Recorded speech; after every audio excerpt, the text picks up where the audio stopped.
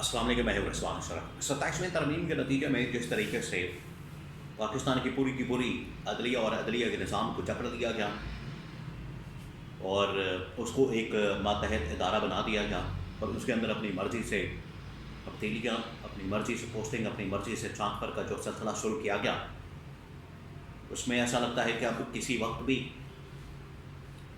Break लग सकती है, कोई हलचल हो सकती है, इस्तीफ़े आ सकते हैं, तहरीक शुरू हो सकती है। और उसी लेवल की तहरीक जो कि आज से तकरीबन कोई 20 साल पहले 2006-07 के अंदर, 8 के अंदर, फिर ये 10-11 तक चलती रही। आखिरकार इफ्तिखार मोहम्मद चौधरी की बहाली के ऊपर इख्तिताम पज़ीर हुई, ख़त्म हुई वो तहरीक जो कि इफ्तिखार मोहम्मद चौधरी के इनकार से शुरू हुई और उसकी बहाली के ऊपर ख़त्म हुई। आज भी उसी तहरीक की ज़रूरत है, लेकिन क्या शुरू हो सकती है? ये सबसे बड़ा सवाल है। कौन कर सकता है? ये सबसे बड़ा सवाल है। इसके बारे में बड़ी अहम तरीन मालूमात, सुप्रीम कोर्ट पाकिस्तान का फैसला, फिर उसके बाद जजेस की पोस्टिंग और ट्रांसफ़र के बाद उनका रिएक्शन, रद्द-ए-अमल और आगे क्या मंजरनामा हो सकता है, इसके बारे में बड़ी अहम तरीन मालूमात। 3-4 खबरें हैं सुप्रीम कोर्ट पाकिस्तान से, अदलिया के वहाँ से, गवर्नमेंट और अदलिया के दरमियान या जजेस के दरमियान जो इस वक्त झपकलश है। देखिए, ये बात तो कन्फर्म है कि जिस तरीके से अदलिया को कंट्रोल किया गया, अदलिया को जिस तरीके से अपने हाथ में किया गया, मैनेज किया गया, उसकी मिसाल पाकिस्तान में नहीं मिलती, पाकिस्तान क्या दुनिया में नहीं मिलती। पाकिस्तान से मुराद की पाकिस्तान की तारीख में नहीं मिलते, होते रहे माजी के अंदर। लेकिन ये जो सिलसिला शुरू हुआ है पिछले चीफ जस्टिस के दौर से, खाकी फाइज ईसा के दौर से, जो उसने घटिया किरदार अदा किया हुकूमत के सहूलतकारी करने के लिए, और उसके बाद उसने सहूलतकारी को कंटिन्यू करने के लिए जो तोहफ़ा दिया, या अफरीदी की शक्ल में, अमीनुद्दीन खान की शक्ल में, आईनी अदालत की शक्ल में, तरमीम की शक्ल में, ये उन्हीं का असल में मशवरा, ब्रेन चाइल्ड है, जिसकी वजह से उन्होंने अदलिया एक मुकम्मल मातहत इदारा बना दिया, पटवार खाना बना दिया। आप कह लें कि बिल्कुल पटवार खाना बन गया। अब ये अदलिया नहीं है, हुकूमत के मातहत इदारा बन चुकी है, रियासत का एक मातहत इदारा बन चुकी है, पटवार खाना बन चुके हैं। अभी रिसेंटली इसके अंदर जो बड़ी डेवलपमेंट हुई वो ये कि इस्लामाबाद हाई कोर्ट के 3 जजेस को जिस तरीके से ट्रांसफ़र किया गया है, उसकी मिसाल है। ये जिस तरीके से इनको ट्रांसफ़र कर दिया गया है, जिस तरीके से इनको भेजा गया है, इसमें जस्टिस बाबर सरदार, जस्टिस मोहसिन अख्तर ख़ियानी और जस्टिस सुमन रफ़त इम्तियाज़, ये 3 जजेस जिनको ट्रांसफ़र किया गया इस वजह से। अब जो इसके पीछे वजह है वो असल में गवर्नमेंट के लिए प्रॉब्लम है, हुकूमत के लिए प्रॉब्लम है। वो वजह ये है कि ये लोग इंडिपेंडेंट फैसला करना चाहते हैं, इंडिपेंडेंस के साथ काम करना चाहते हैं, आज़ादी के साथ साफ और शफाफ इलेक्शन कराना चाहते हैं, जिसकी वजह से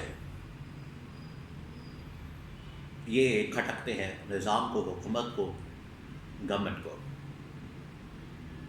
और अभी एक और फैसला आया सुप्रीम कोर्ट पाकिस्तान से धांधली के मतलब, अगर इस तरह के फ़ैसले जारी रहते हैं, इस तरह के फ़ैसले होते रहते हैं, तो फिर आप यकीन करें कि ये गवर्नमेंट का पोल भी खुल जाएगा, इनकी हकीकत भी खुल जाएगी और दुनिया के सामने असलियत भी आ जाएगी कि इन्होंने किस तरीके से लूटमार की है, धांधली की है, इन्होंने कैसे मुल्क के अंदर मैंडेट चोरी किया है। वो सुप्रीम कोर्ट पाकिस्तान का फ़ैसला। अब ये जो फ़ैसला किया गया जजेस को ट्रांसफ़र करने का, इसमें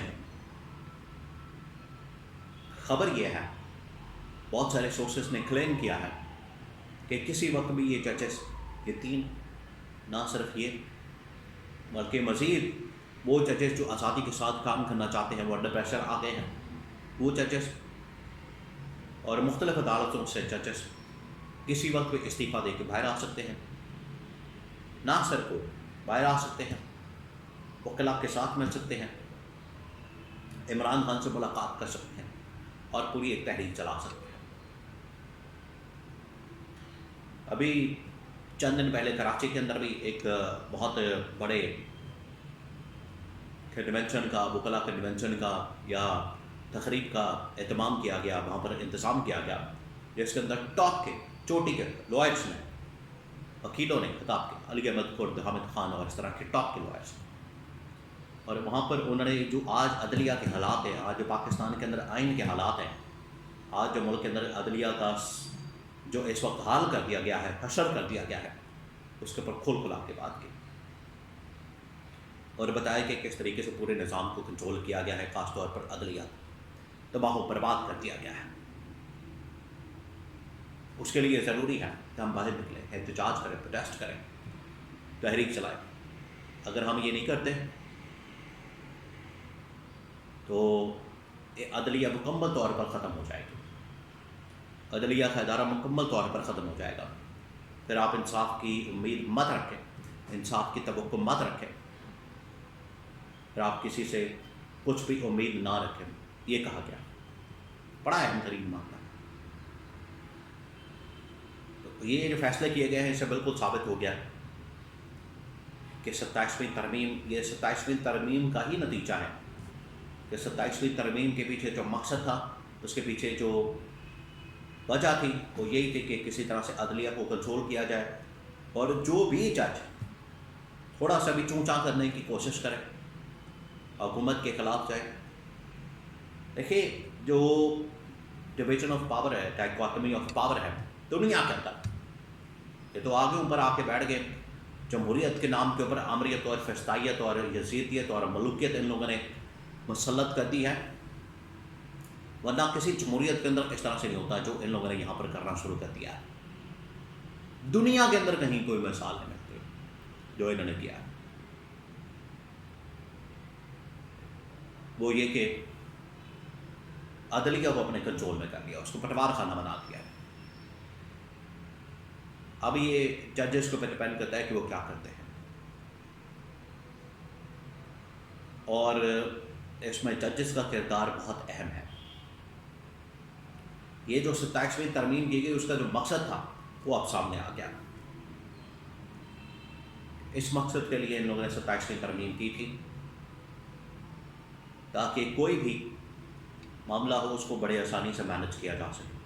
اب یہ ان ججز کے اوپر، وکلا کے اوپر، عدلیہ کے اہم ترین اداروں، ججز اور اس سے منسلک وکلا کے اوپر ڈپینڈ کرتا ہے کہ وہ کیا کرتے ہیں آئین کی بحالی اور عدلیہ کی آزادی کے لیے۔